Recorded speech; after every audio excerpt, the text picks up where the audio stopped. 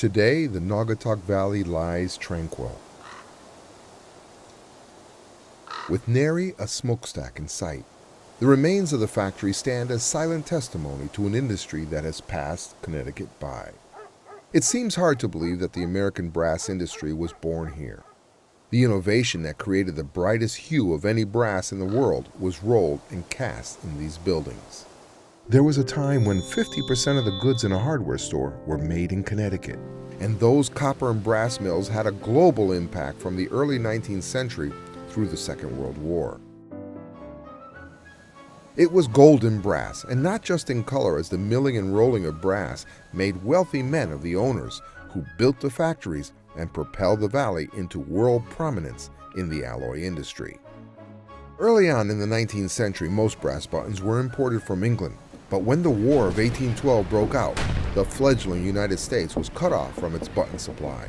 That's when some small button makers in the Waterbury area flourished to meet the needs of the growing army.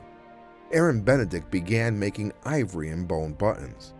Around the same time, James Scoville and his partners acquired the first brass rolled button company in the United States in Waterbury. In 1823, Benedict began to make rolled brass buttons, but Benedict could not match the rich golden color of the English brass and could not compete with the imports. At the time, it was illegal for metal workers in England to immigrate to the United States for fear of the Americans stealing trade secrets.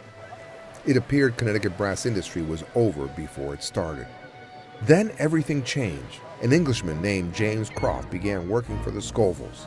Scoffing at their antiquated and inferior equipment, Croft convinced the Scovilles and Benedict to allow him to return to England and procure heavier machinery. Croft returned from England with an expert toolmaker, and the start of the modern brass industry was born. Benedict began rolling his own brass in 1824. With the help of the two Englishmen, a richer hue of golden brass could be achieved than ever before in America. For years, Benedict's brass was consistently sought out for its quality and color, and others in the industry could not match it. The company grew rapidly. They made pins, doorknobs, buckles, clocks, burners, and badges. Several other brass companies were started by associates of Benedict. Soon, Benedict was declared the father of Brass Valley.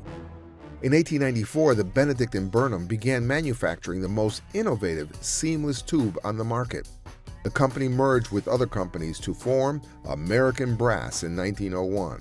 By 1909, American Brass manufactured 2/3 of all the brass in the United States, consumed 1/3 of all copper produced in the country, and was the largest fabricator of non-ferrous metals in the world. Today, the American Brass factory stands silent, deep in the shadow of the man who created Connecticut's River of Gold.